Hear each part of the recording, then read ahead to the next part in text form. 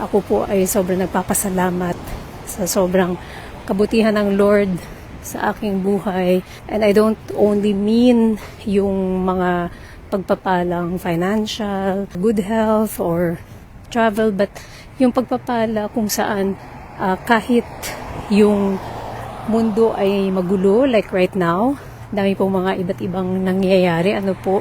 May mga balita tungkol sa mga floodings, may mga wars, alam po natin yan, mga earthquakes, kung ano-ano. Pero tayo po na mga umaasa sa faithfulness ng Panginoon, hindi tayo natitinag. So even though, yes, maraming mga blessings, maraming pagpapala sa buhay, but not everything is always perfect. And the thing is, kung alam mo yung pinangahawakan mo, alam mo na tapat siya, the Lord is faithful, hindi ka po talaga matitinag, mga kapatid. Sobrang pagpapasalamat ko lang talaga sa kabutihan at katapatan ng Panginoon. Sabi ko nga, we don't only thank, the Lord when everything is going well.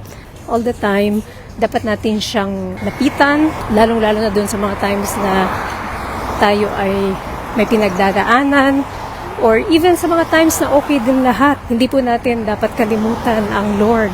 Palaging napaka-gracious niya, palagi siya nagpapaalala. For example, katulad nito na medyo busy, pero inaabot pa rin tayo ng Lord.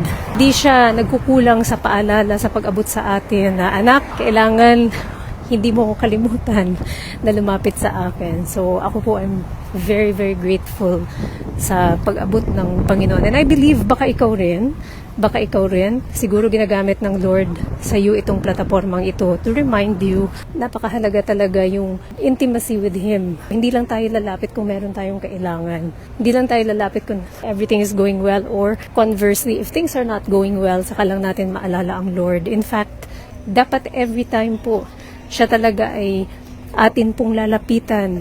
Lagi natin siyang hahanapin.